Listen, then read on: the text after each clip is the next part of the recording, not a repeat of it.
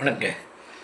அதாவதுங்க, இந்த பழ வகைகள்னு சொன்னாங்க.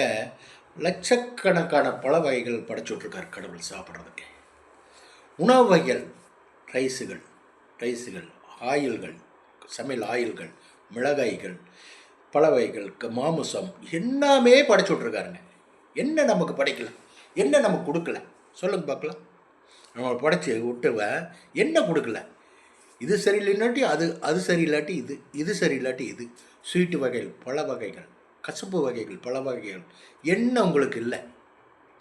என்ன கொடுக்கல? என்ன குறைய வச்சுருக்கார்? சொல்லுங்க பார்க்கலாம்.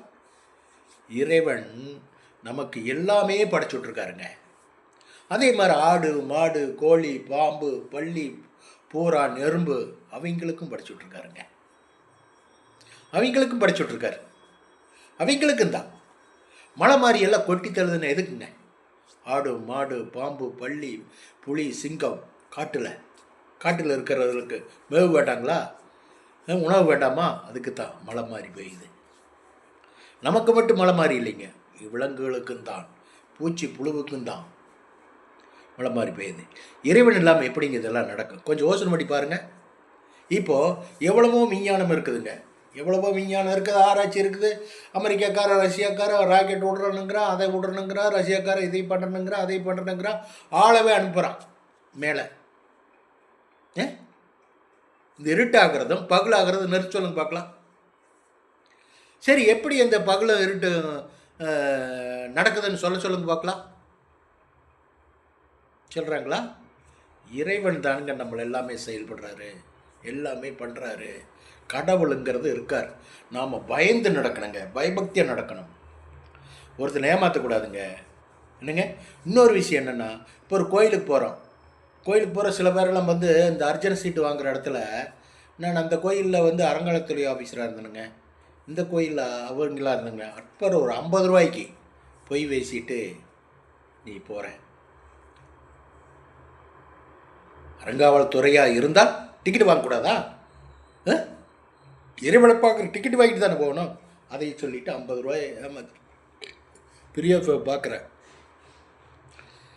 உன்ற மூஞ்சி அப்போவே கெட்டு போயிடும்.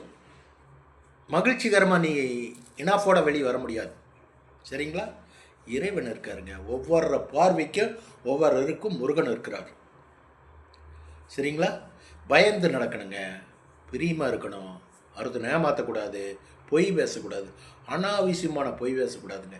பொய் பேசலாங்க, எங்கே பேசலாம்? ஒய்ஃபுக்கிட்ட ஊடலான பொய், ஜாலியான பொய், பித்தலாட்டம். யாருக்கிட்ட? ஸ்ட்ராங்கானது இல்லைங்க, அது ஊடலுக்கு சம்மந்தப்பட்ட பொய்கள். அந்த மாதிரி பொய்கள் மனைவி கிட்டத்தான் கட்டிலறையில் தான் பேசலாமே தவிர மற்றபடி நேச்சுரலாக பொய்யெல்லாம் பேசவே கூடாதுங்க. பொய் பேசவே கூடாதுங்க. பொய் பேச வேண்டிய அவசியம் வந்தாலும் பொய் பேசக்கூடாது. சுத்தமாக நின்று உங்களுடைய இலக்கணமோ அதை மட்டும் நின்று பாருங்கள், ஜெயிச்சிருவீங்க. வாழ்க்கையில் ஜெயிச்சிருங்க. உண்மை ஜெயிக்கும், சத்தியம் ஜெயிக்கும், தர்மம் ஜெயிக்குங்க. சரிங்களா? உண்மையாக இருந்து பாருங்கள். நான் சொல்கிறேன்னு நினச்சிக்காதீங்க. உங்களுக்கு அப்படியே ஒரு தூண்டி விடுறேன், அவ்வளவுதான். எந்த விதத்துலேயும் பொய் பேசக்கூடாதுங்க. வச்சுட்டுங்களா? பாருங்கள்.